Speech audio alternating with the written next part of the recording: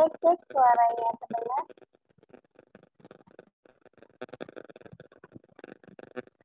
Bismillahirrahmanirrahim. Assalamualaikum warahmatullahi wabarakatuh. Selamat pagi teman-teman, salam sejahtera untuk kita semua. Perkenalkan, saya Uswatun Hasanah, moderator pada pelatihan hari ini. Baik teman-teman semua, apa kabarnya hari ini teman-teman? Baik. Gimana nih akhir pekannya produktif ya mengikuti pelatihan? Mumpung PPKM kan di rumah aja, kita harus selalu produktif nih teman-teman, seperti mengikuti pelatihan pada hari ini. Teman-teman yang saya hormati, saya ucapkan selamat datang dan selamat bergabung di Zoom meeting dalam acara pelatihan karya tulis ilmiah artikel populer dengan tema menciptakan mahasiswa terampil melalui budaya tulis menulis. Dan sudah hadir bersama kita yang terhormat Bapak Masyari LCMHI selaku founder Rumah Baca.id. Sebelumnya izinkan saya membacakan CV beliau terlebih dahulu. Nama Masyari LCMHI, tempat tanggal lahir Lamongan 19 April 1984, alamat Gria Baca A5, Perumahan Grand Imperium, Peru, Kabupaten Cirebon. Nomor WA, teman-teman boleh mencatatnya ya, 089 652 801 331. Email masyari@cirebon@gmail.com. Web rumahbaca.id. YouTube Kang Masyari. Pendidikan S1 Fakultas Syariah Lipia Jakarta, S2 Magister Hukum Islam YIN Syekh Nurjati Cirebon, Pondok Pesantren Tarbiyatul Thalabah Ranji Paciran Lamongan Jawa Timur, Pondok Pesantren Babakan Ciwaringin Cirebon. Pekerjaan dosen LB Fakultas Syariah dan Ekonomi Islam YIN Syekh Nurjati Cirebon, tutor bahasa Arab UPT PPD YIN Syekh Nurjati Cirebon, Kaprodi Ekonomi Syariah dan Hukum Keluarga Islam IAI Cirebon, pembina UKM Sahabat Literasi IAI Cirebon, Direktur rumahbaca.id. Jadi rumahbaca.id merupakan situs online yang dikembangkan oleh Bapak Masyari LCMHI. Rumahbaca.id pertama kali mengudara pada tanggal 23 Januari 2021. Secara resmi rumahbaca.id diluncurkan bersamaan dengan pembukaan Gria Baca A5 pada Ahad 8 Maret 2021. Oke teman-teman semua, itulah CV dari pemateri yang hebat pada hari ini, pemateri yang luar biasa pada hari ini. Cek, halo Bapak. Halo. Selamat pagi. Selamat pagi Pak. Ya, selamat Gimana pagi. kabarnya Pak? Alhamdulillah, sehat luar biasa. Semangat, salam semangat. Semangat Pak. Saya persilahkan kepada Bapak Masyari LCMHI untuk memaparkan materi. Berapa menit ini? Sekitar waktunya berapa menit? Sekitar 40 menitan. Assalamualaikum warahmatullahi wabarakatuh. Salam sejahtera bagi kita semuanya. Selamat pagi, salam sehat semuanya, salam literasi. Bismillahirrahmanirrahim. Alhamdulillah wassalatu wassalamu ala Rasulillah wa ala alihi wasallam wa la haula wa la quwwata illa billah. Rabbiyshrah li sadri wa yassir li amri wa hlul 'uqdatam min lisani yafqahu qawli. Mohon maaf bila ada itu ya, backsound tangisan, itu memang disengaja. Maklum, ini di rumah ya. Kita work from home, jadi anak-anak terdengar agak ribut gitu ya. Anggap saja ini musik ya, selingan. Jadi sebelum saya mulai, ini telah hadir tengah-tengah kita ini para sahabat semuanya tanggal 14 Agustus ini. Ini 25 peserta termasuk diantaranya panitia. Saya senang sekali ketika diminta untuk berbicara, menulis ya, tentang penulisan. Tapi satu sisi saya juga agak merasa kurang pas karena memang IAIN ini banyak sekali dosen-dosen yang lebih mungkin ahli di bidang kepenulisan, khususnya artikel ilmiah, akademik, jurnal, artikel di jurnal. Pada kesempatan hari ini kita akan membahas tentang menulis artikel populer, di mana agak sedikit berbeda dengan apa yang dinamakan artikel populer akademik. Profil sudah dibacakan, langsung saja. Silakan dilanjut. Jadi sebelum kita membahas apa itu artikel populer, sebetulnya saya sedikit akan membahas tentang apa itu pentingnya menulis, urgensi menulis.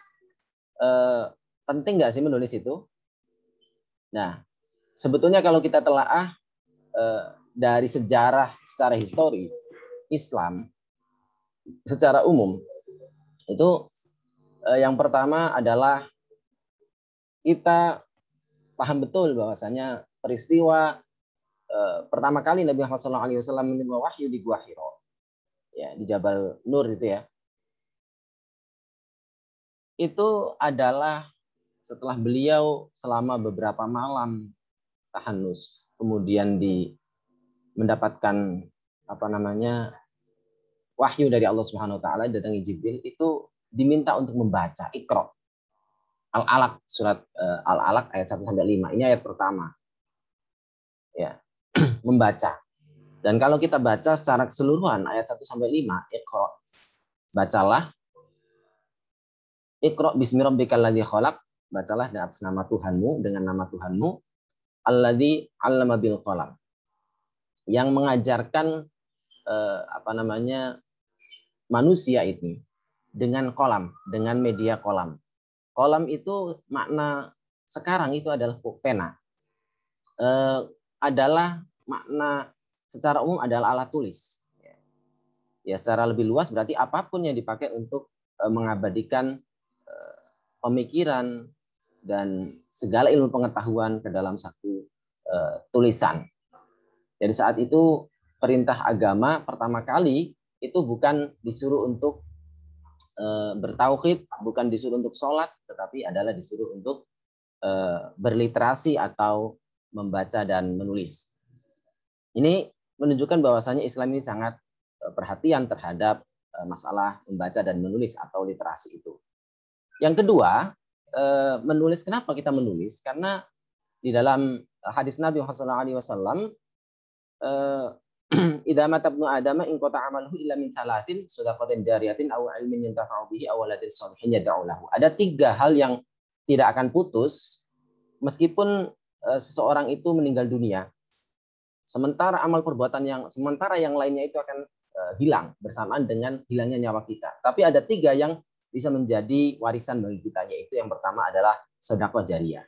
Sedekah jariyah ini atau sedekah jariyah itu bisa berupa harta, bila kita punya harta kita sedekahkan. Nah, kalau kita punya ilmu, ya kita sedekahkan ilmu kita. Bila kita punya tenaga, maka kita berikan kontribusi berupa tenaga kita. Jika kita punya pikiran isinya, ya kita sampaikan terhadap orang lain, gitu, pemikiran kita. Nah, salah satu untuk menyampaikan pemikiran ya, dan ilmu serta pengalaman adalah dengan tulisan. Dan itu sekaligus akan menjadi nyawa kedua bagi kita ketika kita nanti meninggal dunia. Meskipun kita meninggal dunia, ketika kita mewariskan tulisan, maka itu akan dibaca turun-menurun hingga generasi dari generasi ke generasi. Jadi tidak akan hilang. Kemudian 4, tanggung jawab sosial. Instrumen perubahan sosial. Karena kita ini kan dunia akademik, terlibat di dunia akademik, maka khususnya mahasiswa, dosen dan sebagainya ini mendapatkan tanggung jawab tridharma perguruan tinggi, di mana dia selain sebagai seorang di pendidikan, dia juga pengabdian pada masyarakat. Artinya dia memiliki tanggung jawab terkait dengan permasalahan problematika sosial, dan dia diharapkan bisa mencari solusi, dan solusi ini bisa menjadi hal yang bisa diterima oleh masyarakat secara luas, diantaranya adalah dengan cara menuliskannya di media. Khususnya sekarang saat ini di media sosial, di di dunia digital semacam ini, maka tulisan-tulisan kita itu akan banyak berpengaruh kepada orang lain. Selain video ya, selain audio visual, sekarang juga tulisan juga berpengaruh. Dengan dari tulisan-tulisan kita bisa dibuat meme ya, sehingga ini menjadi bahan untuk mengubah tatanan sosial gitu. Sebaliknya kalau tulisan orang lain itu buruk ya, maka akan memperburuk tatanan sosial, misalnya menyebarkan hoax dan sebagainya. Oleh karena itu kita misalnya dari mahasiswa dari IAIN atau nanti UISI itu menyampaikan pesan-pesan rahmatan lil alamin melalui tulisan-tulisan kita akan membuat perdamaian di antara umat manusia. Kemudian yang terakhir ya, saya sebutnya bukan terakhir ini ya, bagian dari salah satu di antara manfaat menulis adalah mendapatkan penghasilan. Misalnya kita membuat buku kemudian dicetak kemudian dibeli sama orang, itu kalau bestseller ya itu mendapatkan banyak royalti, dan kalau kita terbitkan sendiri kita jual ke teman-teman dan misalnya laku ya mendapatkan penghasilan. Begitu juga tulisan-tulisan kita kalau mau muat di media, khususnya di Cirebon ya, secara khusus itu saya lihat beberapa koran itu ternyata ada satu kolom opini itu ternyata banyak diisi oleh tulisan-tulisan kopas dari web online, bahkan di ensiklopedia dari buku-buku, bahkan dari opini di Kompas atau di Jawa Pos yang di luar Cirebon.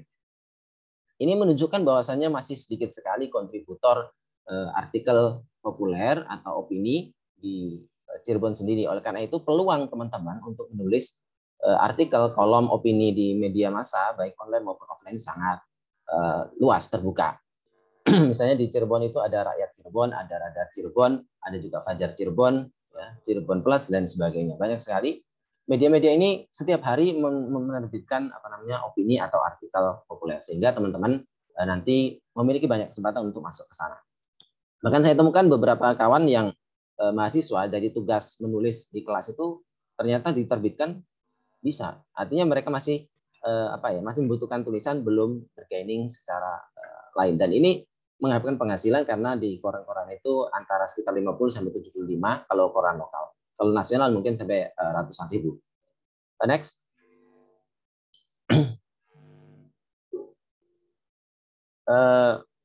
Sebelum saya membahas tentang artikel populer, ini karena waktunya tadi cuma 40 menit ya, ini agak panjang. Saya berikan dulu tips mudah menulis ya. Sebelum kita masuk pada apa itu artikel populer dan bagaimana perbedaan dengan tulisan-tulisan yang lain. Kenapa saya sampaikan seperti ini? Karena banyak sekali di antara kita yang merasa bahwasanya menulis itu hal yang sulit, sehingga perlu ada penyadaran diri, ya. Bahwasanya kita perlu ada dekonstruksi pemikiran bahwasanya menulis itu hal yang mudah, gitu ya.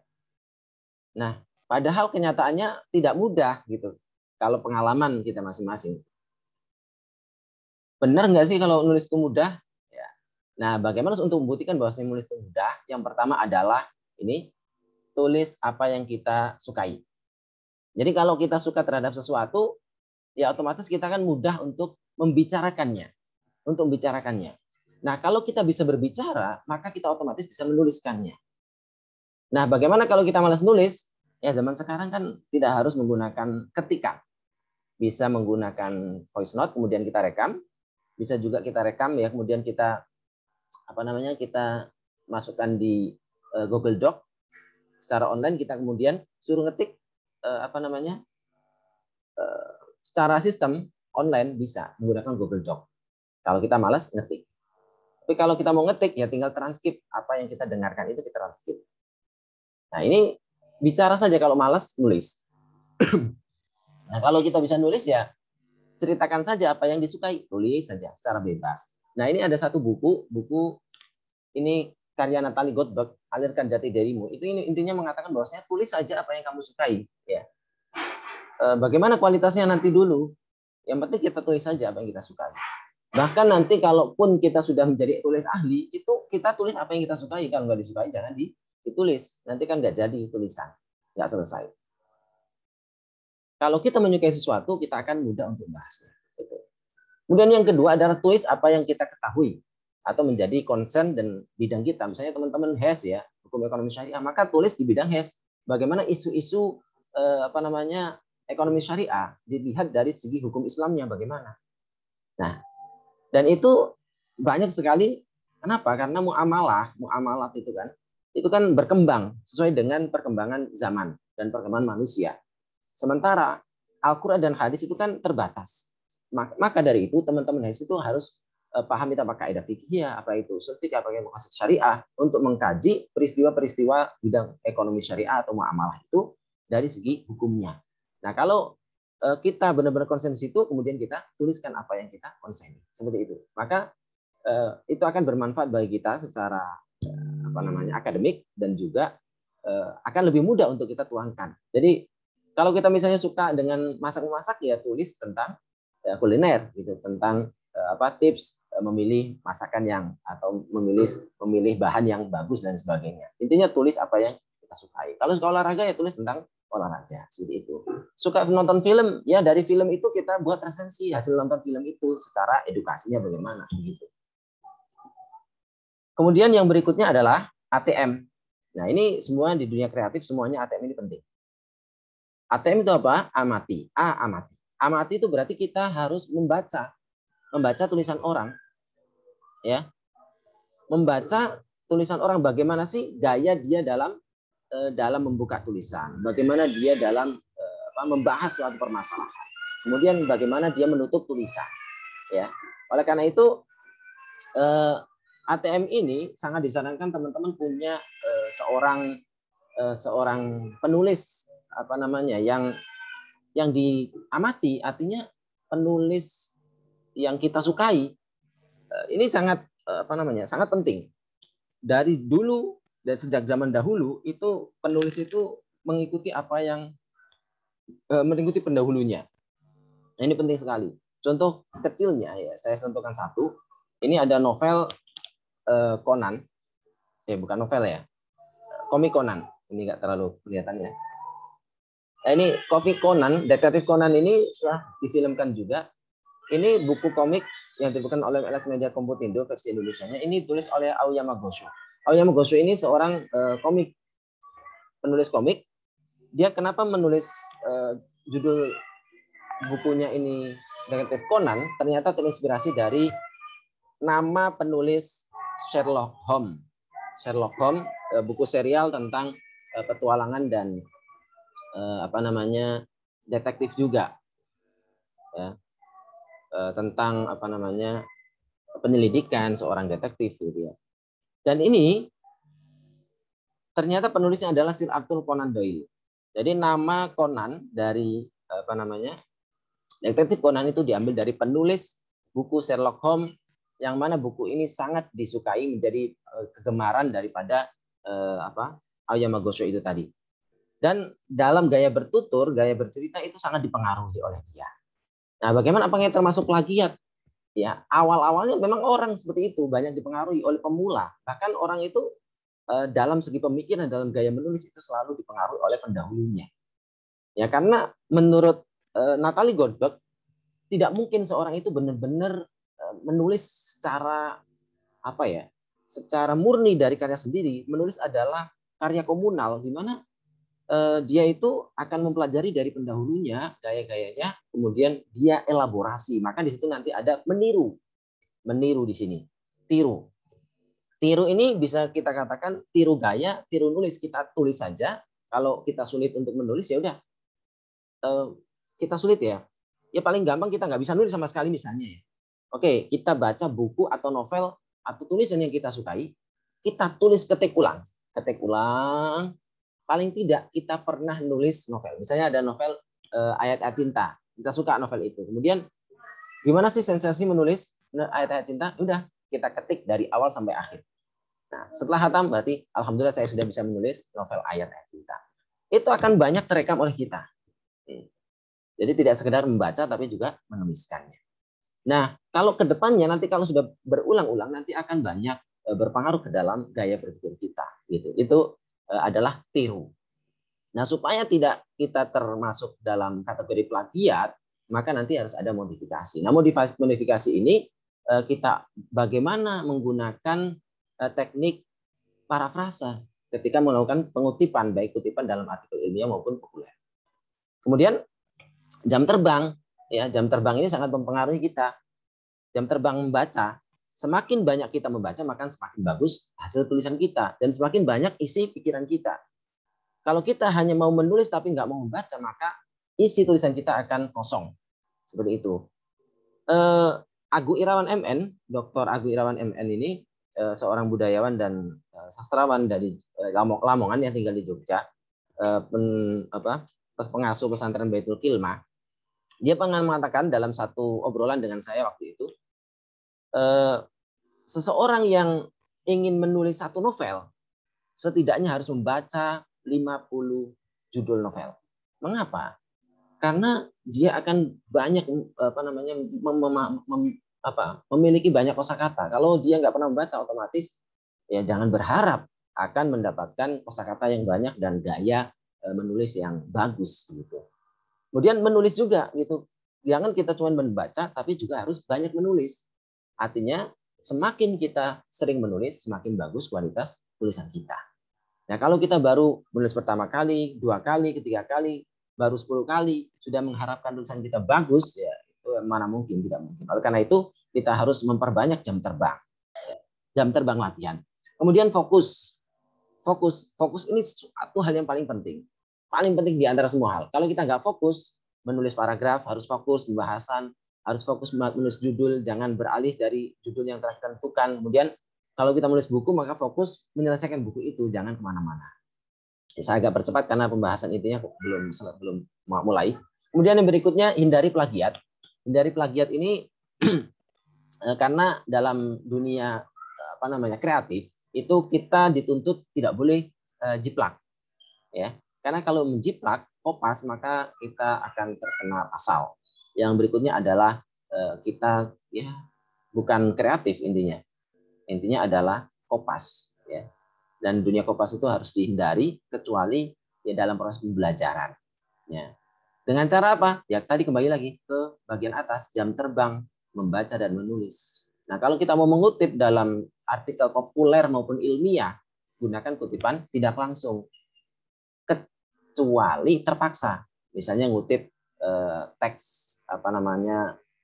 ayat Al-Qur'an atau teks manuskrip. Nah, itu kan harus teks aslinya. Tapi kalau itu hanya pembicaraan narasumber biasa, orang-orang biasa, kutip dengan parafrasa, dengan kita mengubah dari bahasa asli ke bahasa kita sendiri, seperti itu. Nah, ini tips bagaimana kita mudah menulis. Berikutnya, kita belum masuk pada materi inti. Lanjutan, ya, tips mudah menulis. Nah, ini langsung. Kalau kita mau menulis suatu tulisan, suatu bahasan, suatu karya tulis, gitu ya. Yang pertama adalah kita tentukan topik. Ya, kita tentukan topik. Topik itu kalau mau dibaca banyak orang itu aktual. Karena kita belum bisa menjual diri kita, menjual dalam tanda kutip ya. Kalau beberapa orang, misalnya teman saya, Rizal Mumazik Zionis, itu tulisan dia pendek ya tentang orang tua yang durhaka terhadap anak. Saya diminta untuk memuat di rumah baca. Itu langsung baru sehari saja itu sudah 1.600 view. 1.600 view. Padahal artikel-artikel yang lain tertinggi itu misalnya Siti Jazila Pauya itu ya. Itu masuk itu tertinggi awalnya. Sekitar 400 view. Itu langsung disalib gitu sama Gus Rijal. Kenapa? Ya karena dia sudah punya nama gitu. Sudah punya nama di kalangan pembaca, sudah punya fans lah gitu. Followernya udah banyak. Nah, bagaimana kita? Kita kan belum dikenal publik, oleh karena kita menjual produk kita harus aktual. Ya, aktual itu ya sesuatu yang hangat gitu, yang nyata. Ya. Aktual itu sesuatu yang baru, jangan yang basi. Makanya saya dulu di UIN Jakarta itu ada namanya Mas Boy. Mas Boy itu jual mie ayam itu disebut dengan mie aktual. Dan hampir rata-rata orang-orang dosen-dosen di UIN Jakarta itu kenal. Karena mie aktual, selalu hangat, selalu baru gitu. Nah, itu akan diminati banyak orang. Kemudian menarik. Menarik itu sebetulnya ya sesuatu yang ya viral gitu. Itu supaya diminati banyak orang. Kemudian faktual, nyata, ya bukan di awang-awang. Sesuatu yang terjadi di antara kita gitu. Sehingga orang-orang itu menjadi bagian dari tulisan kita gitu ya. Kemudian bagaimana dengan pembahasannya? Pembahasan itu kritis, artinya kita tidak sekedar menceritakan, tetapi bagaimana kita memberikan opini atau pandangan kita yang dianalisis dengan tajam menggunakan teori-teori ataupun kerangka berpikir yang ada. Dari teori misalnya mau bahas tentang ekonomi syariah, maka kita juga harus punya hasil bacaan kita dari pemikiran dari tokoh-tokoh ekonomi syariah, sehingga kita tidak ngambang gitu ya. Argumentatif artinya kita memiliki dasar berpikir yang kuat dan punya pijakan. Ketika mau bahas sesuatu ya kita jangan sekedar bercerita, tapi bagaimana pandangan pandangan para pakar di bidang itu, kemudian kita ungkapkan pendapat kita. Objektif mana? Objektif itu ya melihat sesuatu berdasarkan objek, jangan lihat kita secara penulis, tetapi bagaimana ukuran umum, kaidah umum itu menyikapinya. Jangan karena saya tidak suka maka ini menjadi buruk. Tetapi bagaimana ilmu pengetahuan itu yang kita miliki, yang ada itu menjadi pisau untuk membaca suatu peristiwa. Komprehensif berarti secara luas, mendalam, ya jangan terlalu luasnya terlalu berlebihan, sehingga kita tidak mendalam ketika membacanya. Ini mendalam itu berarti radikal, gitu ya. Dan menawarkan solusi. Ya kalau artikel populer itu menawarkan solusi, beda dengan esai. Kalau esai itu sekedar ya menyampaikan sesuatu, berikan solusi atau tidak, sepintas lalu. Gitu. Nah, gaya bahasa itu sebenarnya ini sudah masuk pada artikel populer ya. Gaya bahasanya itu populer umum, menarik, ringan, dan komunikatif. Ini berbeda dengan kita membahas misalnya artikel akademik murni di jurnal. Itu bahasanya itu bahasa akademik, menggunakan istilah-istilah khusus ilmu pengetahuan, dan bahasanya menghindari bahasa selengean, bahasa pasaran. Tapi kalau di ilmiah populer, itu materinya berat sebetulnya, tetapi kita bahasakan dengan mudah, yang mudah dicerna oleh masyarakat umum, sehingga kadang menggunakan ragam bahasa jurnalistik kadang-kadang kalau di artikel populer. Penyajiannya kalimat efektif, sistematis, logis.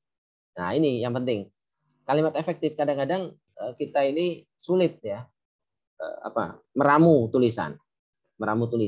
gaya bahasa. Oleh karena itu, ya tadi kita kembali kepada permasalahan yang tadi, tips yang pertama tadi sebelumnya, yaitu jam terbang. Semakin kita banyak membaca, semakin banyak kita menulis, akan melatih kita menggunakan kalimat efektif. Dan hindari pengulangan kata. Kalau semakna ya gunakan padanan katanya atau sinonimnya. Sistematis artinya terstruktur. Jangan sampai kan ada pola bercara berpikir, deduktif, ada induktif, ya ada campuran. Jangan misalnya kita berpikir mundur gitu ya. Sudah bahas ini kemudian kita balik lagi ke sana lagi. Itu kan membuat pembaca sulit. Logis berarti jangan sampai hubungan antar kalimat, antar kata itu tidak nyambung. Kalau antar kata mungkin kita sudah biasa, tapi antar kalimat pertama, kalimat kedua itu nyambung. Dan ada hubungan, yaitu kausalitas maupun hubungan-hubungan yang lain, itu harus kita perhatikan. Oleh karena itu cara berpikir itu penting di dalam menulis. Kemudian bagaimana hubungan antar paragraf. Jangan sampai paragraf di atas dengan paragraf bawahnya itu nggak nyambung gitu. Dan kemudian yang paling penting adalah dalam menulis itu jangan terlalu banyak paragrafnya. Ya, kalau misalnya kita nulis ya sebelum kita ke paragraf, antar kata juga. Membuat kalimat itu jangan terlalu panjang, membuat pembaca itu lelah. Oleh karena itu kita cukupkan dengan subjek predikat atau subjek predikat objek keterangan, setelah itu tutup. Jangan terlalu banyak yang mana, di mana, ini adalah begini, karena ini, yang ini, itu akan panjang sepanjang apapun, itu akan tidak bisa dipahami oleh pembaca. Tapi kalau kita misalnya ngomong kopi ini pahit, titik, sudah. Jika ditambah sesendok ya, sesendok gula akan semakin nikmat. Nah, selesai itu ya. Saya minum di pagi hari. Titik, udah, jangan terlalu banyak koma sehingga tidak selesai-selesai. Padahal itu sudah sempurna kalimat. Nah, ini kalimat efektif, yang penting adalah singkat padat ya, atau disebut dengan lugas gitu. Berikutnya. Nah, kita masuk pada apa itu artikel populer. Singkat ini ya, karena sudah di perkuliahan sudah ada, saya sudah menyampaikan di beberapa pertemuan bahwasanya tulisan hasil kajian, pandangan dan argumentasi tentang ilmu pengetahuan yang disajikan dengan bahasa ringan dan mudah dipahami oleh masyarakat umum. Intinya, artikel populer itu sama dengan artikel ilmiah akademik yang ditulis di jurnal secara materi, tetapi disajikan dengan bahasa ringan sehingga mudah dipahami oleh masyarakat pada umumnya. Maka disebut populer itu bukan artinya terkenal, tapi populer adalah yang ramah ya, yang ramah atau yang yang akrab di kalangan masyarakat. Bahasanya populer di kalangan masyarakat. Jadi populer yang dimaksud di sini adalah bahasa penyampaian sebuah pemikiran, sebuah gagasan di dalam suatu media. Nah, ada yang mengatakan kajian ilmiah populer atau artikel populer adalah opini yang dimuat di media massa untuk memberikan informasi kepada khalayak ramai. Ya, ini menurut Khairul Muslimin. Ada yang mengatakan karangan bebas yang mengangkat berbagai macam tema, utamanya masalah sosial dan kemanusiaan. Ya, ini juga bagian dari pengertian artikel populer. Nah, kata populer berarti sajikan dengan bahasa populer, ringan, akrab, dan mudah dipahami masyarakat umum. Kadang-kadang di media massa, baik online maupun offline, menggunakan istilah opini. Lanjut.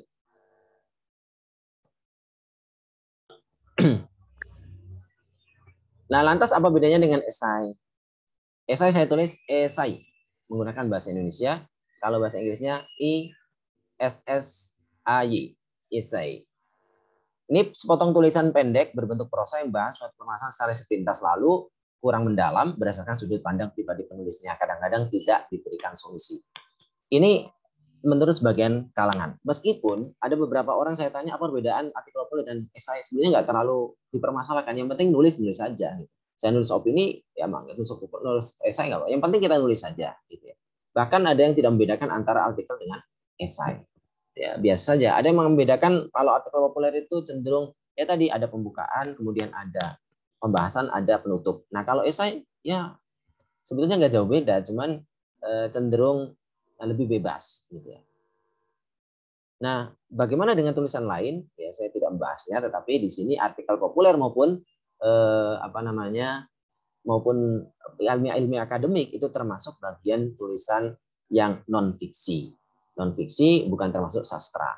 Dan nanti ada satu tulisan model lain, yaitu misalnya reportase berita, produk jurnalistik ya. Meskipun artikel populer juga bagian dari produk jurnalistik, berbeda dengan artikel ilmiah akademik yang masuk di jurnal, itu nanti bukan bagian dari jurnalistik sehingga bahasanya tidak boleh bahasa jurnalistik. Nah, ada satu lagi namanya feature. Feature itu menyampaikan kita menulis suatu peristiwa, suatu kabar. Itu tidak sekedar seperti menulis reportase berita, tetapi menulisnya dengan gaya bahasa bertutur yang yang nyastra atau menggunakan bahasa-bahasa kiasan. Itu namanya feature, dan itu biasanya lebih dari sekedar berita. Kalau berita kan biasanya hari ini ya basi, tapi kalau feature itu meskipun kita tulis sekarang dibaca untuk yang akan datang masih saja hangat seperti itu, karena dia disajikan untuk bercerita begitu, lebih santai bahasanya. Sekilas saja saya singgung. Lanjut. Apa perbedaan antara artikel ilmiah murni dan populer? Ya, ini saya sekedar singgung saja karena tadi sudah saya bahas. Nah, secara sasaran bahasa, kalau artikel ilmiah akademik itu sasarannya adalah akademisi, sementara artikel populer adalah masyarakat umum. Dengan demikian, bahasa yang digunakan ketika menulis artikel ilmiah akademik ya baku, resmi, sesuai dengan EYD. Kalau sekarang PUEBI ya, pedoman ejaan ya, PUBI itu ya. Kemudian sudah ada kamusnya online juga, istilah keilmuan. Misalnya kedokteran ya istilah-istilah bahasa Latin dan sebagainya. Kalau bahasa biologi juga bahasa Latin. istilah-istilah itu muncul. Tapi kalau di artikel populer bahasanya cenderung ringan, komunikatif, bebas, tidak selalu baku, boleh menggunakan istilah yang non baku dan kadang-kadang menggunakan bahasa yang dalam keseharian. Populer artinya ya tadi dia akrab dengan masyarakat, bahasa yang sering dipakai oleh masyarakat, jurnalistik, lugas, menarik pembaca. Ini yang lebih diutamakan. Meskipun pembahasannya itu agak berat, tetapi dibahas secara populer, secara akrab dengan menggunakan bahasa umum. Medianya, ini saya perlu sampaikan koreksi, bahwasanya tulisan, misalnya ada tugas makalah dari dosen, berupa jurnal, itu bukan menulis jurnal, tapi menulis artikel atau makalah ilmiah untuk jurnal.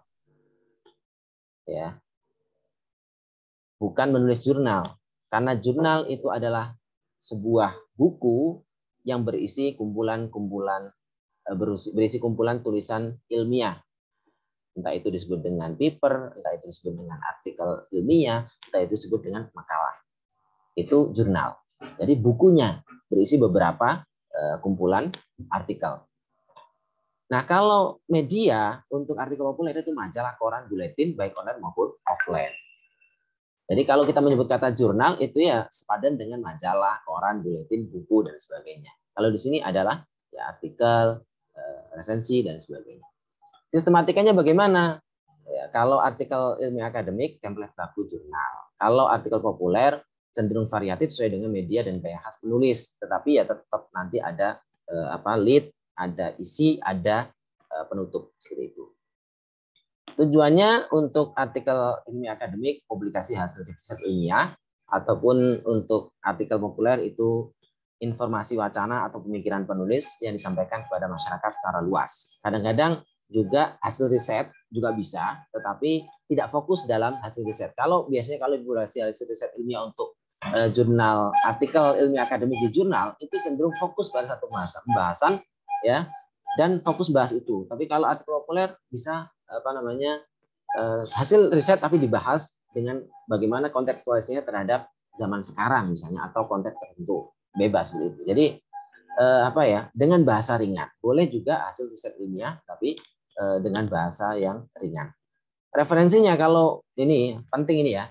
Kalau artikel ilmiah akademik ya, ini referensinya secara jelas harus dibuat catatannya, baik itu footnote, catatan kaki, body note atau in note, tulisan di dalamnya berupa kita menyebutkan penulisnya, kita menyebutkan tahun terbit, kita menyebutkan halamannya. Dan juga ada daftar pustaka untuk artikel ilmiah akademik di jurnal dengan menggunakan gaya citasi standar internasional baik APA, European Style, MLA Style dan lain sebagainya. Ya, ini untuk artikel ilmiah akademik di jurnal. Nah, kalau artikel populer kita tidak harus kalau mau gitu ya, ini biasanya memperkuat. Cukup menyebutkan nama penulis atau boleh dalam kurung menggunakan body note ya. Dalam kurung buku itu terbitkan di mana, kalau itu secara lisan saja disampaikan tahun berapa, tahunnya saja, gitu ya, di badan tulisan. Cukup itu saja. Kalau mengutip pemikiran, sebutkan nama pakarnya, kemudian kita sebutkan tahunnya. Tidak sebutkan tahun juga ada masalah, begitu. Lebih bebas, begitu. Silakan. Lanjut. Struktur penulisan populer. Nah, ini sebetulnya sekedar ini ya, sekedar referensi ya. Artinya kita kalau mau menulis itu jangan terpaku seperti ini. Tapi yang terpenting adalah tentukan topik, kemudian tentukan tema ya, topik. Misalnya topiknya tentang pendidikan, kemudian kita bikin temanya pendidikan di masa pandemi misalnya. Ya, pada masa pandemi, kemudian kita buat judul. Judul sebetulnya tidak harus di awal, tetapi bagusnya yang penting kita tentukan topik dulu. Namun judul kita bisa bikin ancang-ancang. Nanti kalau ternyata tulisan kita itu di tengah-tengah kok tidak sesuai dengan judul, karena namanya nulis kan kadang-kadang kita sudah buat outline ternyata nggak nyampe di tengah-tengah, mandek kemudian misalnya gitu ya.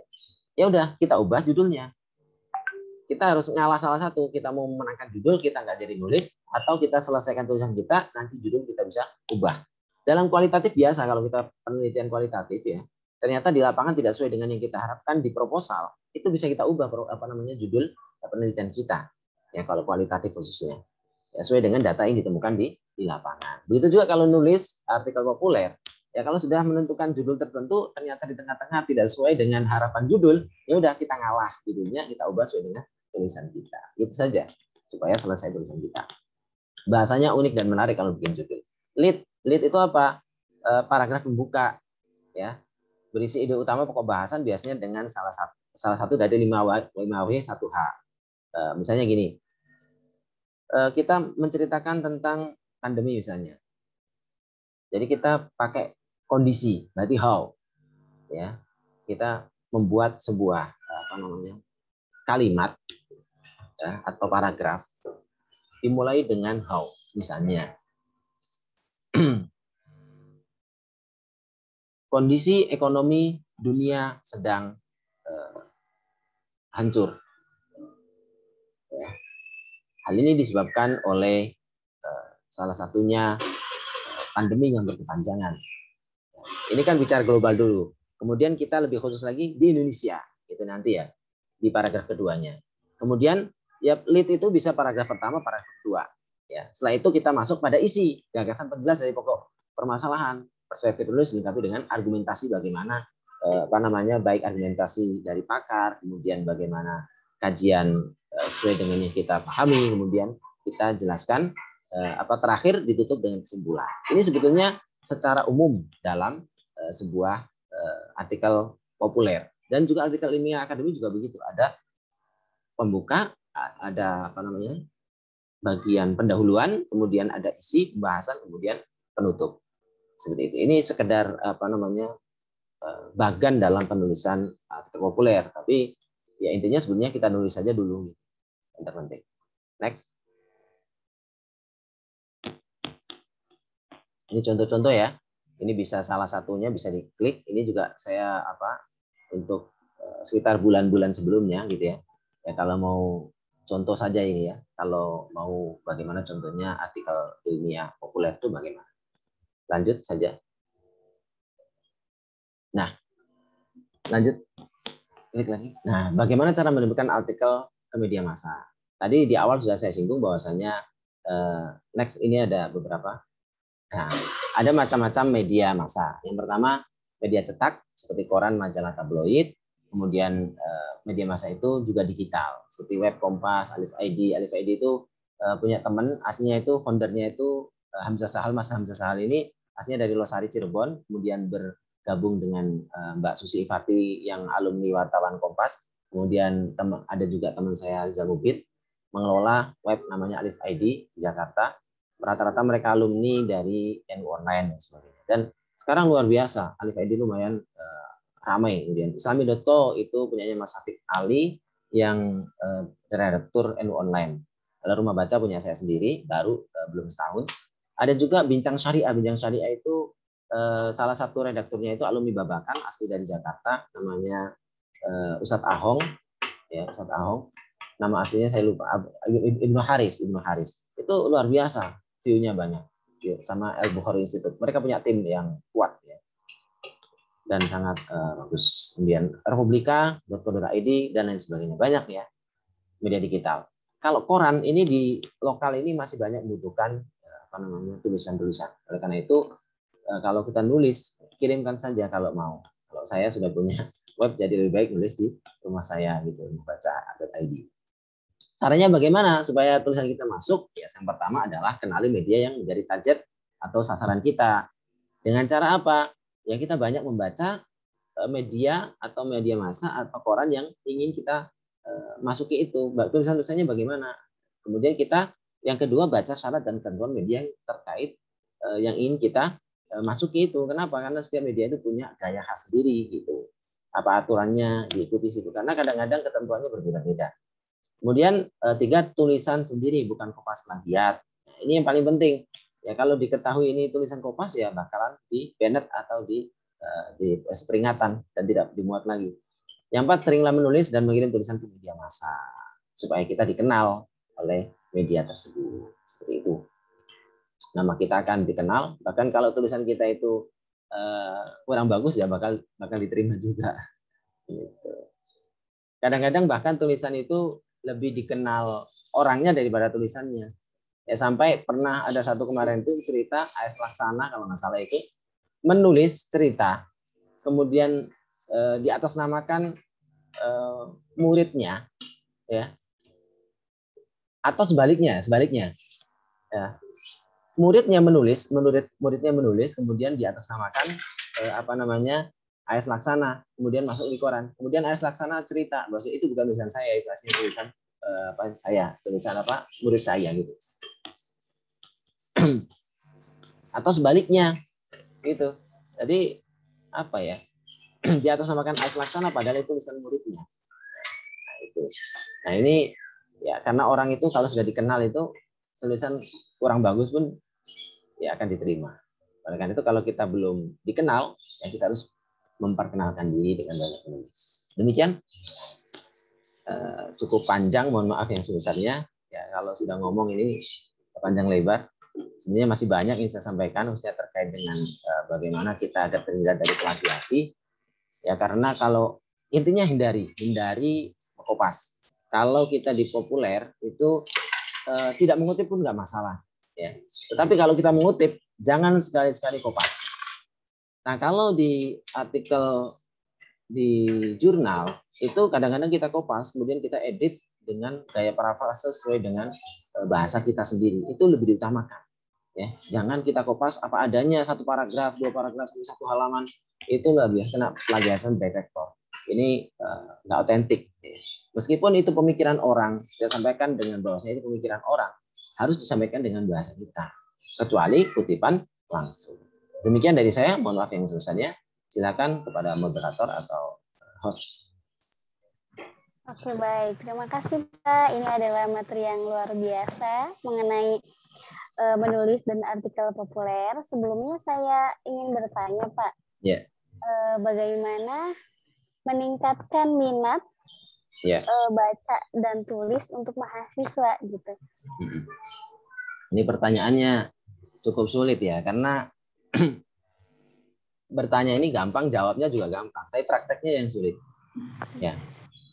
Jadi begini. Kalau jawaban saya sih gampangnya ya baca dulu apa yang kita sukai. Kalau kita masih malas baca buku, ya baca status. Ya, dan dipahami benar-benar status itu, benar-benar dibaca. Kalau perlu, kalau kita suka bersosial media, bertemanlah dengan teman-teman yang suka nulis tulisan panjang atau quote-quote yang bagus. Itu kita pahami, kemudian kita jadi intinya adalah memulai dengan apa yang kita sukai. Kalau kita suka bersosial media, ya harus ya kita berteman dengan orang-orang yang suka nulis yang bagus, kemudian kita baca dan kita pahami. Jangan langsung di-share sebelum dibaca. Sharing, disaring sebelum sharing. Itu. Nah, begitu juga dengan buku. Ya baca dulu apa yang kita sukai, menjadi minat kita. Gitu ya. Nah, kalau kita merasa butuh, nah ini yang paling penting adalah kalau kita butuh sesuatu, ini kemudian kita cari, kemudian kita menemukan, itu biasanya akan lebih mudah masuk ke dalam kita. Misalnya kita butuh apa gitu ya, informasi apa, kemudian kita cari bukunya atau kita cari jawaban di web tertentu atau di artikel ilmiah tertentu, kemudian kita dapatkan informasi itu, kita baca, itu akan lebih menancap. Artinya kita baca apa yang kita butuhkan. Gitu. Nah, bagaimana dengan mahasiswa kita dituntut untuk menulis artikel ilmiah atau kita membaca buku? Kalau nggak suka bagaimana? Kan ada banyak ya, Mas. Ada banyak faktor ya. Bisa jadi karena malas. Kalau malas ya harus dicari yang membuat kita suka, membuat kita tidak malas. Yaitu baca apa yang kita sukai tadi. Tapi kalau kita nggak malas, artinya kita merasa problemnya bukan malas. Saya ini nggak malas, tapi ternyata adalah saya nggak paham nih apa yang kita baca. Maksudnya tulisan-tulisan ilmiah akademik itu kan berat kadang-kadang di buku filsafat atau buku buku bacaan, buku textbook yang menjadi kewajiban kita di kampus misalnya. Tapi saya ragu ini, jangan-jangan nggak beli buku ini semacam pandemi. Kalau Ya, buku ya, beli ya, kalau bisa beli. Ini masa kalah sama buku saya, liatin. Nih, di background saya ini buku semua ini. Hasil beli sebagian gratis. Ya. Ini semuanya buku gitu. Kebetulan saya masih suka membeli buku. Lebih suka membeli buku daripada membaca. Artinya kita merasa butuh tulisan itu, kemudian kita baca. Gitu. Nah kalau misalnya sulit, ya harus dipaksakan. Nah kalau masih nggak paham, nah kita pertama harus punya teman untuk bertanya maksudnya apa. Kita screenshot tanya ini maksudnya apa kalau nggak paham, merasa kesulitan. Kalau misalnya teman itu ya bisa berupa buku juga atau googling juga maksud artinya, misalnya ada istilah tertentu nggak paham itu, ya udah langsung googling, sekarang gampang. Ya kalau sekarang masalah kesulitan memahami teks ya insya Allah nggak ada masalah. Ya paling permasalahannya itu dua, malas beli buku dan malas baca buku gitu, sebetulnya. Tapi kalau malas dua-duanya ya susah. Intinya harus mulai dari apa yang kita sukai lah intinya. Cukup. Baik Pak, terima kasih. Untuk teman-teman audiens silahkan yang ingin bertanya, open kameranya dan juga open mic-nya.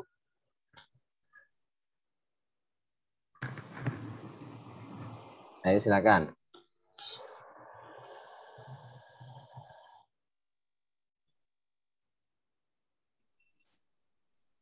Itu ada tuh. Silakan untuk saudari Fani Aulia untuk open kameranya dan juga open mic-nya. Terima kasih moderator. Siang Bapak. Nah, selamat siang. Bapak, tadi kita membahas tentang tips-tips menulis, terus artikel populer juga. Nah, di tips menulis nih Pak, saya ingin bertanya. Jadi, gimana sih Pak caranya supaya kita tuh merasa puas atau cukup gitu Pak dengan tulisan kita? Karena saya pribadi punya masalah kalau saya suka menulis, saya suka membaca, tapi saat saya menulis, semakin saya baca tulisan saya justru semakin merasa tidak puas gitu Pak. Jadi ujung-ujungnya capek, ditinggal. Jadi nggak ada, gimana ya Pak, lebih sering nggak pedenya gitu. Oke, jadi itu pertanyaan saya Pak. Terima kasih. Sebelum saya jawab, itu tulisan itu sudah selesai atau belum? Biasanya kan kalau kita nulis tuh abis dapat beberapa paragraf kita baca ulang ya Pak. Nah biasanya tuh kadang di tengah jalan, kadang sih sampai akhir, cuma nggak puas, akhirnya ditinggal. Ada satu tips menarik dari Profesor Mulyadi Kartanegara. Beliau adalah guru besar di UIN Syarif Hidayatullah, pernah jadi guru besar juga di ngajar di Brunei Darussalam. Sekarang kembali lagi ke UIN Syarif Hidayatullah dan ingin membuka pesantren filsafat Islam. Beliau ini produktif sekali dalam menulis dan ciri khas beliau adalah menulis dengan pena. Benar-benar dengan pena. Buku tulis dan menulis manual. Kenapa menulis manual? Ini banyak manfaatnya. Meskipun sekarang sudah nggak kurang populer ya. Tapi itu penting, pertama adalah sebagai dokumen. Jadi punya manuskrip pertama. Yang kedua adalah kalau orang nulis dengan tangan langsung, itu otomatis dia nggak melihat apa yang di atasnya. Udah tulis saja. Ya. Kalau kita ngetik di itu kan rata-rata lihat ke atas gimana ya. Gitu. Itu problem. Untuk menulis itu kalau bisa hindari melihat ke atas. Jangan ngedit. Jangan menulis sama ngedit. Nanti nggak selesai. Tulis saja sampai selesai. Bagian kalau nggak puas, ya udah tinggalkan, tulis lagi. Gitu ya. Itu kan bagian dari jam terbang. Ya gitu ya.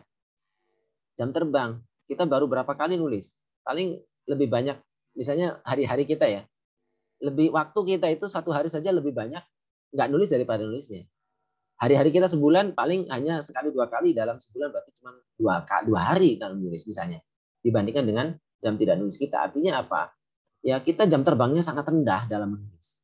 Ya gitu. Artinya apa? Semakin kita sering nulis, maka kita akan semakin puas dengan hasil karya tulisan kita. Dan jangan pernah puas dengan karya kita. Ada kemarin obrolan saya dengan Kang Agung Irawan. dia itu males baca tulisan, bahkan itu ya, saya perlihatkan karya dia, judulnya tentang pesantren, itu disertasi dia diubah jadi buku. Agus Irawan kan tulisannya sudah, bukunya itu konon, kata dia itu bisa 100-an lebih bukunya, tapi dia merasa udah lupakan ya, tulis dan lupakan. Baik itu yang sudah terbit apa belum. Intinya adalah Agus Irawan juga pernah ditulis diundang sama teman-teman di Senjapreneur ya waktu itu ya. Dia bilang begitu, jadi ya udah buang tulisan kita gitu. Buang itu maksudnya singkirkan, jangan kita terlalu galau memikirkan tulisan kita yang tidak kita puas itu. Ya, kalau edit berat edit kita ya serahkan kepada teman, silakan minta tolong diedit apa kesalahan tulisan saya, kemudian itu sharing saja, saling berbagi. Tulisan saya kamu edit, tulisan saya. Kalau memang itu kamu anggap sebagai sampah ya alhamdulillah gitu ya. Tetapi itu adalah pengalaman ada di situ. Pengalaman jam terbang kita menulis itu ada di situ, meskipun itu sampah menurut kita. Itu kalau menurut Natalie Goldberg disebut dengan kompos-kompos. Kompos-kompos itu apa? Tumpukan pengalaman kita dalam berlatih menulis. Jam terbang itu. Ya, intinya ya jangan pernah merasa puas gitu. Kalau merasa puas dengan tulisan kita malah lebih buruk lagi. Gitu ya. Tapi bukan berarti kita terus murung karena tulisan kita nggak bagus-bagus, kemudian putus asa, kemudian kita nggak nulis lagi. Bukan. Malah nggak nambah jam terbang nulis kita. Oleh karena itu, tulis dan lupakan. Kalau bisa selesai, kita nggak puas, ya nulis lagi. Gitu ya. Kalau misalnya masih memungkinkan untuk dimintakan teman untuk ngedit, ya alhamdulillah.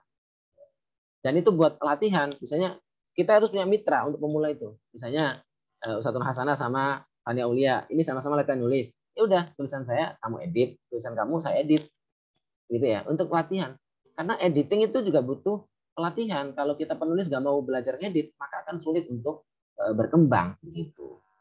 Dan editing itu butuh pelatihan.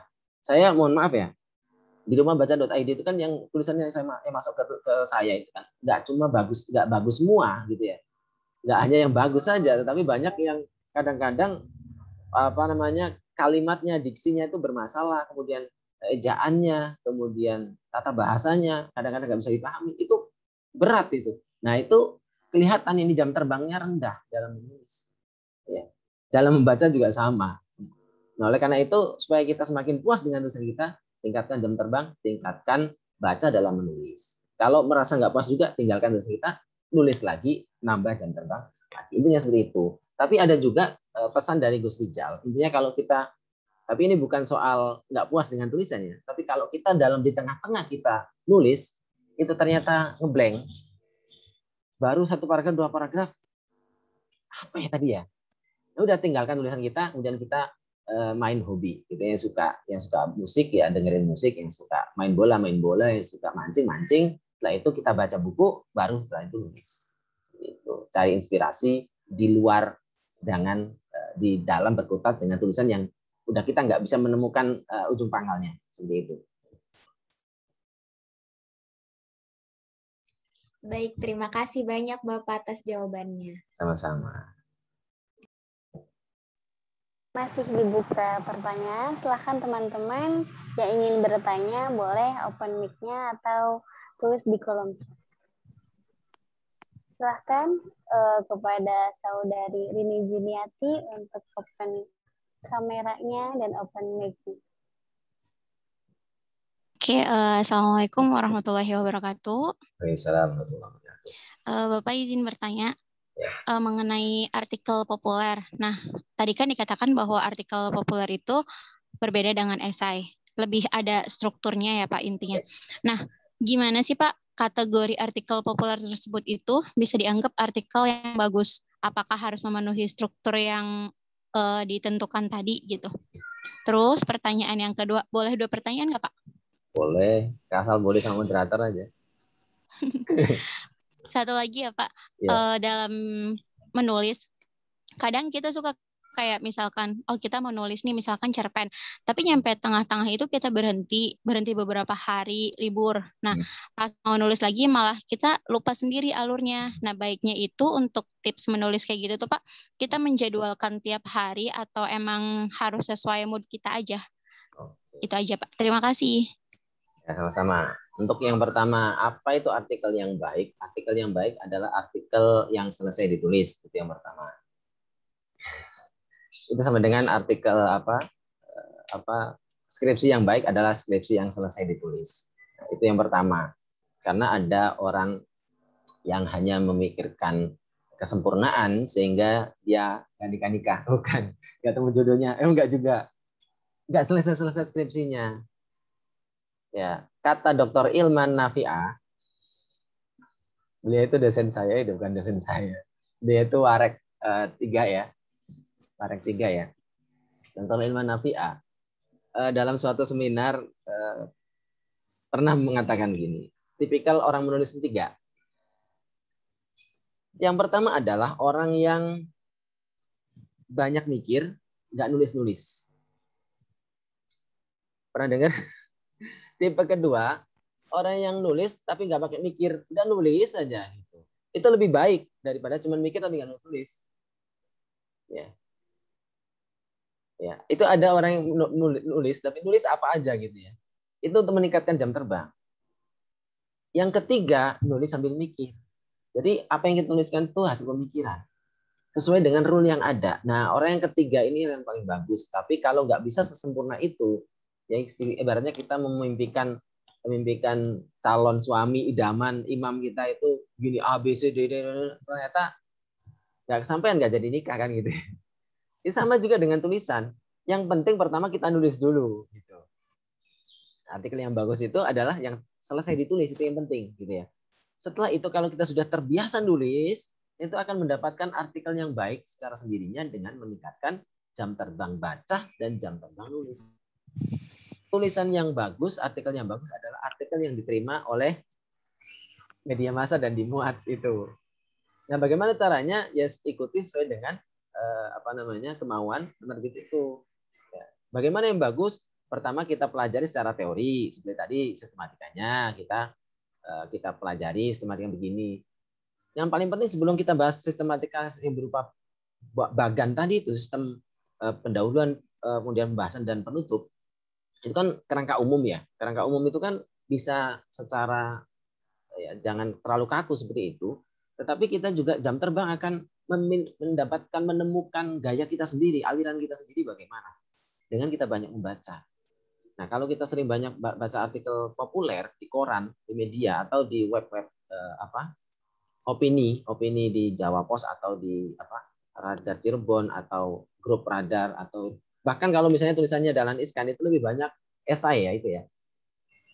Ya itu yang bagus juga, komunikatif. Jadi tidak terlalu kaku, komunikatif, lugas, kemudian harus jelas, kalimat sempurna. Jangan sampai nulis nggak sempurna kalimatnya. Ya.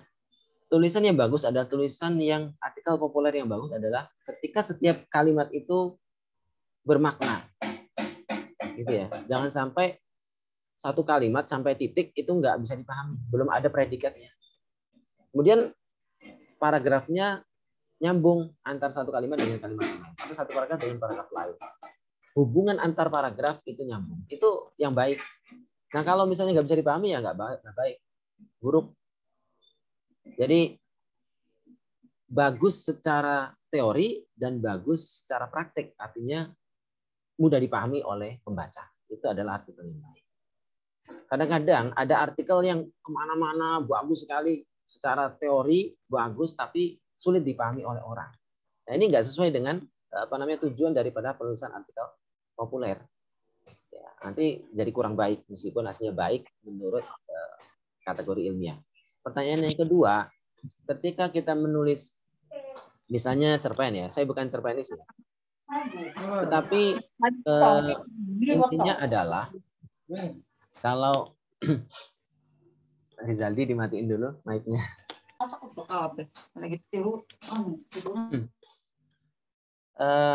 Kalau kita sedang menulis, itu apakah kita berhenti di tengah-tengah sesuai dengan mood kita atau bagaimana? Atau bagaimana kalau kita nulis kok di tengah-tengah tiba-tiba mati? Ya paling bagus itu kita bikin semacam outline atau kisi-kisi tulisan. Kita tentukan topiknya, ya. Judulnya kalau perlu kita tentukan meskipun nanti bisa diubah. Kemudian kita bikin outline. Outline itu bagaimana pokok pikiran.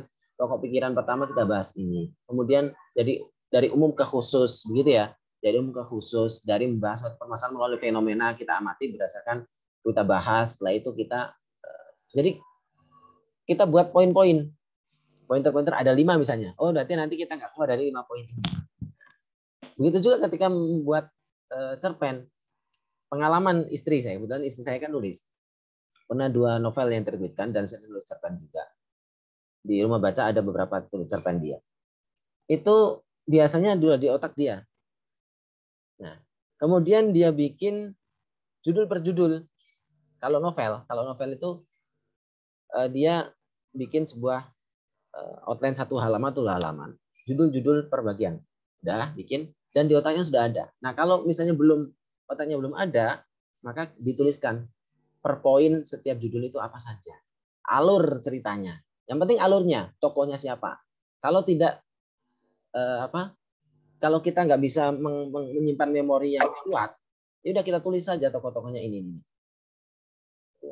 Tapi kalau yang sudah bagus itu nggak perlu ditulis. Tapi untuk pemula sebaiknya ditulis outline itu. Itu ya, membuat outline untuk menjadi rule bagi kita untuk menulis tadi. Arahnya mau kemana. Tapi itu sangat dipengaruhi oleh jam terbang kita membaca. Contoh istri saya juga suka dengan Sir Arthur Conan dan Sherlock Holmes. Kalau menulis novel atau cerpen yang sifatnya misteri itu ya harus banyak membaca tadi. Kalau kita bisa jadi jam terbang baca kita kurang. Seperti itu. Intinya seperti itu ya. Jelas ya? Kalau belum jelas, tanyakan lagi ya. Ya, jelas Pak. Terima kasih. Sama-sama.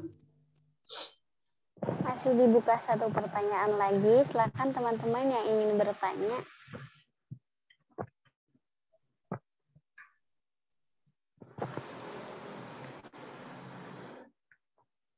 Silahkan untuk saudari Zahra Nisa Amalia untuk open mic dan open kameranya. Oke, suara saya terdengar, moderator? Terdengar. Oke, Assalamualaikum, saya Zahra dari semester 5. Saya ingin bertanya mengenai tips dalam penulisan artikel populer ini. Saya pernah mendengar ada rumus atau pola dalam penulisan artikel populer ini supaya lebih menarik. Mungkin ada ketentuan atau mungkin pada umumnya berapa kalimat dan paragraf yang ideal dalam satu artikel populer ini agar tidak terlalu banyak atau tidak terlalu sedikit? Apa mungkin ada tips semacam itu? Terima kasih. Ya, terima kasih pertanyaannya. Saya tadi belum nyinggung ya sama sekali terkait jumlah kalimat dalam satu paragraf, kemudian jumlah paragraf dalam satu artikel, atau berapa kalimat dalam satu artikel populer. Terima kasih pertanyaannya ya Zahra ya. Yang pertama adalah kalau secara keseluruhan tulisan, kalau di media itu berbeda-beda ya, ketentuannya beda-beda. Kalau nasional biasanya sekitar 1000 kata, sekitar segitu, 1000 kata. Kalau yang 800 sampai 1000 lah, gitu ya. Untuk yang nasional, kalau di lokal biasanya 700-800 kata. Kalau di media koran kayak gitu. Tapi nanti silakan dicek masing-masing korannya. Nanti kalau masuk ke koran, kenali editornya, redakturnya, gitu ya. Kunjunglah ke sana main. Kalau di Radar Cirebon ya main ke Radar Cirebon. Kenali wartawannya. Mereka banyak membutuhkan tulisan. Kemudian tanya ketentuannya. Itu yang pertama kalau media cetak. Kalau media online itu rata-rata berbeda-beda juga. Kalau di Alif ID itu tulisannya cukup panjang dan mendalam tentang ilmu tertentu. Jadi kalau di media online rata-rata itu kan sesuai dengan visi misi medianya. Tapi rata-rata biasanya nggak membatasi kata. Tetapi ya 10 sampai 20 paragraf lah. Gitu. Karena kalau di media online itu nggak butuh terlalu banyak paragraf karena membuat pembaca lelah gitu. Kalau di koran kan memang sudah ada kolom, biasanya 2 kolom 1 halaman tuh ya. Itu kan opini atas, opini bawah biasanya itu. Sehingga sudah disediakan sesuai dengan karakter yang dimuat. Nah, bagaimana satu paragraf itu? Berapa kalimat, berapa baris? Kalau saran saya jangan terlalu panjang. Beda dengan artikel ilmiah yang akademik di jurnal, itu biasanya 5 sampai 10 baris kadang-kadang. Atau 5 sampai 10 kalimat. Tapi kalau untuk populer, saya sarankan tidak lebih dari 6-7 kalimat atau 6-7 baris gitu. Kenapa? Nanti pembaca akan lelah. Intinya satu paragraf bukan dilihat dari jumlah kalimat maupun jumlah barisnya. Berapa tebalnya. Tapi intinya kalau semakin banyak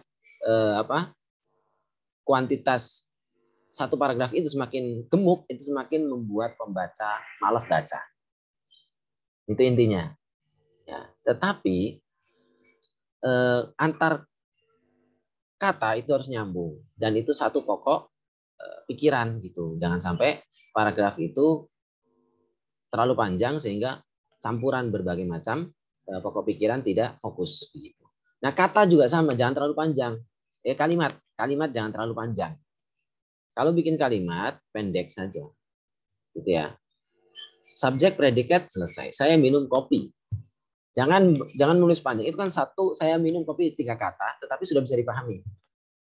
Jangan sampai kita menulis misalnya, saya minum kopi, yang mana kopi warnanya pahit, di mana saat ini saya senang. Adapun nggak titik-titik. Nah, itu membuat pembaca sulit memahami dan malas bacanya. Begitu juga diksi kalimat, diksi kata. Kata juga jangan membuat pembaca malas baca dengan ada pengulangan-pengulangan. Ya, saya menjelaskan dari tulisan sampai ke kata seperti itu. Jadi kenali kenali media yang akan kita datangi itu. Seperti itu. Jelas atau bila mana kurang jelas bisa ditanyakan lagi. Silakan moderator. Moderator lagi izin lah. Kok? Silakan.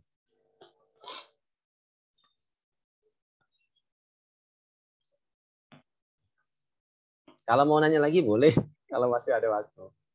Sebelum saya nanti dari panitia atau dari saya ini mau menyampaikan terkait dengan penulisan.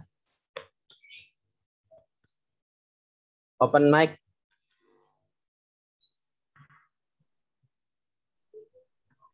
Untuk yang terakhir itu diingatkan kembali, ini adalah sebuah pelatihan. Jadi kalau pelatihan pasti menghasilkan sebuah ada hasilnya gitu. Jadi harus ada karyanya. Teman-teman untuk diharapkan untuk membuat artikel populer dengan tema ekonomi bisnis digital untuk sistemnya akan dijelaskan oleh Bapak. Silahkan. Oke, gimana ya?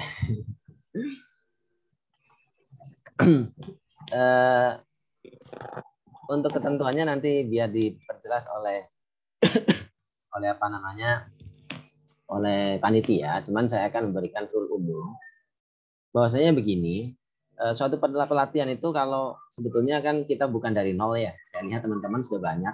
Kebetulan saya di kelas saya, mungkin sebagian ada yang di kelas saya. Termasuk Ustadzul Hasanah di kelas saya ya, di MPI ya? Iya, Pak. Semester 4 juga ya? Semester 4 udah bayar UKT, Pak. Jadi semester 5. Jujur. Buka kartu lagi. Ya. Ya. Jadi intinya sebetulnya kita itu practice makes perfect gitu ya. Jadi kalau kita sekedar seremonial, pelatihan, kemudian selesai, dan kita lupakan, itu nggak akan berpengaruh dan berdampak apa-apa. Pada intinya adalah kita jangan pernah percaya bahwasanya nulis itu bakat. Kalaupun itu bakat adalah seperti sumber mata air. Apa itu sumber mata air? Artinya kalau kita hanya sekedar tahu itu ada sumber mata air, tapi kita nggak pernah menggali sumur, nggak pernah menggali tanah itu, maka kita tidak akan mendapatkan air. Oleh karena itu, kalau kita mau mendapatkan sumber mata air, mendapatkan air, dia harus menggali. Nah, cara menggali tulisan keahlian dalam menulis itu kan harus dilatih, karena menulis itu bagian dari keterampilan, skill. Nah, skill itu berbahasa, baik tulisan, lisan maupun mendengar. Memahami bacaan itu adalah skill, sehingga kalau kita tidak latih maka tidak akan bertambah. Tidak ada orang yang dilahirkan bisa menulis, termasuk saya juga termasuk hobi menulis tapi nggak pinter-pinter. Oleh karena itu saya suka nulis saja. Oleh karena itu teman-teman dengan kemampuan apapun, dengan sesuai dengan kemampuan masing-masing, cobalah kita nulis. Tadi ada satu pertanyaan tadi yang dari sebelumnya itu, apakah baiknya kita menulis setiap hari dan sebagainya? Memang bagusnya menulis setiap hari. Setiap kita butuh nulis, ya nulis. Jangan mut-mutan. Kalau bisa setiap hari. Kalau nggak bisa ya seminggu sekali. Ya. Kalau bisa, jadi nulis itu kan melepaskan hormon. Kalau katanya endorfin ya masalah ya. Setiap kita punya pemikiran, kalau nggak dituliskan itu luar biasa. PR kita itu kayak seperti ada beban di dalam otak kita itu, pemikiran kita, perasaan kita, kalau nggak nulis nggak selesai. Jadi kita nulis itu bisa jadi bahan curhat, menuangkan gagasan dan sebagainya. Kalau sudah ditulis, alhamdulillah. Segera kalau nggak sempat nulis, ya udah dibikin dulu outline dulu atau judul dulu. Jadi intinya teman-teman, kita nulis bareng-bareng, tuliskan sesuai dengan tema yang disebutkan tadi, karena kita memang di-HES dan nanti sebaiknya nanti kita bikin buku kalau perlu. Jadi 2 ya. Yang pertama, goal kita 2. Satu perbuatan bisa 2 goal. Ya, kita nulis dengan tema tadi. Setiap orang, saya harapkan baik itu dari panitia maupun dari peserta itu mau mengirim tulisan, mau menulis. Apa saja, bagaimana gaya dia, kemampuan dia, ya. Jangan berharap saya nanti juara 1, juara 2, juara 3 dapat hadiah, jangan itu dulu. Udah nulis saja. Nilai itu mah gampang, kayak kemarin tuh banyak tulisan-tulisan yang masuk gitu ya. Yang bagus menurut saya itu saya muat di web. Sebenarnya punya Siti Kouya masuk, beberapa ada punyanya siapa lagi itu. Itu saya masukkan. Tapi saya edit dulu gitu. Intinya itu bagian dari jam terbang. Kita nulis dulu. Nanti kalau diseleksi nanti bisa masuk ke silakan nanti panitia ya untuk artikel-artikel yang masuk untuk seleksi. Kemudian saya seleksi juga, bantu seleksi. Kemudian yang berikutnya kalau bagus dan bisa dimuat di web atau dimasukkan diajukan ke koran. Silakan nanti saya tawarkan ke masing-masing peserta untuk dimasukkan di web atau di koran. Silakan. Nah, setelah itu bisa diterbitkan kalau banyak. Misalnya sampai minimal 100 halaman gitu ya. Itu bisa jadikan buku. Misalnya satu tema, nanti teman-teman akan lebih puas lagi. Oh, saya alhamdulillah bisa nulis buku gitu. Meskipun sebelumnya bisa jadi sudah pernah, tetapi ini bagian dari menambah jam terbang. Seperti itu. Apalagi kalau misalnya jadian buku atau tulisannya hasil dari penelitian ini bisa diterbitkan, itu kan menambah poin bagi panitia dan teman-teman di HIMAHES, bahwasanya kita ini acaranya nggak kaleng-kaleng, nggak sekedar acara latihan kemudian selesai udah bubar. Sepintar apapun pemateri, kalau kita nggak mau menulis ya nggak bakalan jadi tulisan, nggak bakalan jadi buku. Seperti itu. Oleh karena itu ya kita niatkan waktu 4 hari yang dibatasi oleh panitia sebetulnya itu kita nggak bisa mengatakan itu pendek, terlalu banyak atau terlalu cepat atau terlalu lama, tergantung masing-masing. Karena cepat atau lama itu tergantung kita masing-masing. Artinya subjektif. Oleh karena itu teman-teman, khususnya sekarang lagi liburan. Ini masih libur kan ya? Masih, Pak. Ya, daripada gabut, daripada cuma jadi ya ahli kasur wa sumur ya. Ya, silakan di atas kursi duduk santai, bisa menggunakan HP, bisa menggunakan laptop atau tulis tangan kemudian disalin, kemudian dituliskan. Jangan bingung-bingung bagaimana sistematikanya, tulis saja dulu ya. Dalam 4 hari kita menghasilkan 4 tulisan nggak masalah. Nanti disortir mana yang lebih bagus gitu. Seperti itu ketentuan umum dari saya. Nanti teknisnya bisa disampaikan oleh panitia dan kita nanti kalau bisa di WA nggak apa-apa ya, WA grup nggak apa-apa ya untuk membahas Ya, masalah. siap, Pak. Silakan panitia bagaimana teknisnya, barangkali ada tambahan. Mungkin cukup untuk pengerjaan naskahnya tanggal 14 sampai dengan 18 Agustus.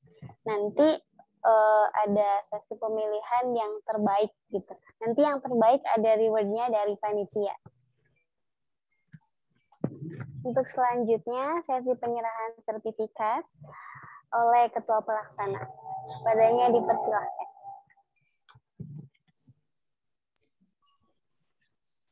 Terima kasih moderator. Oke Bapak, saya mewakili seluruh panitia acara pelatihan ini mengucapkan terima kasih banyak atas kehadirannya untuk berbagi ilmu pada kesempatan kali ini. Kami menyediakan e-sertifikat sebagai ucapan terima kasih kami, walaupun sifatnya hanya simbolis, tapi mohon diterima ya Bapak. Ya, saya terima. Terima kasih ya. Terima kasih banyak Bapak. Sama. Semoga kita bisa bertemu di acara selanjutnya ya Pak. Ya, sama-sama.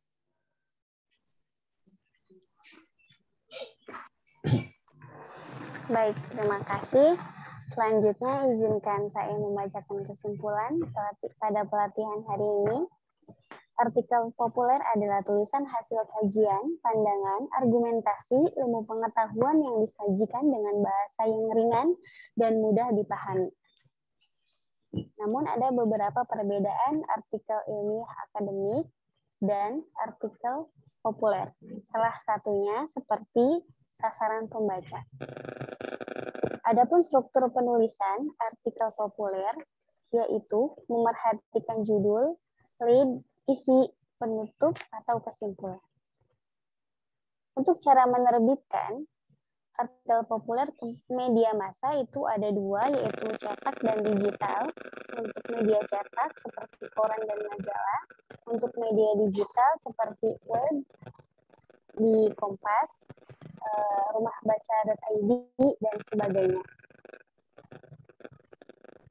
Seperti itu, kurang dan lebihnya mohon maaf. Baiklah teman-teman, sampailah di penghujung acara pada pelatihan kali ini. Yuk kita asah kembali ilmu pengetahuan yang kita miliki dengan cara menulis dan terus berkarya bukan untuk bayaran, akan tetapi untuk berbagi ilmu kepada orang lain. Jalaluddin Arumiyah, di dalam cahayamu aku belajar mencintai, dalam keindahanmu aku belajar menulis. Allahul muwaffiq ila aqwamit thoriq. Wassalamualaikum warahmatullahi wabarakatuh. Waalaikumsalam warahmatullahi wabarakatuh. Dari saya mohon maaf yang sebesar-besarnya. Tadi saya belum menutup. Terima kasih atas segala perhatian, atas waktu yang diberikan oleh panitia, moderator. Tadi saya juga belum menyapa Bapak Kajur, Bapak Haji Dr. Haji Dedi Sukardi, SH. Mohon maaf yang sebesarnya bila ada kekurangan. Dan saya dari sebagai pemateri narasumber pada kesempatan hari ini, mohon maaf yang sebesarnya. Saya ucapkan terima kasih kepada semuanya. Salam sehat, salam literasi dari saya. Wallahu muwaffiq ila aqwamit thoriq wal afu minkum. Wassalamualaikum warahmatullahi wabarakatuh. Waalaikumsalam warahmatullahi wabarakatuh. Terima kasih banyak Bapak. Sama. Zoom ada foto bersama teman-teman. Di on cam semua terlebih dahulu.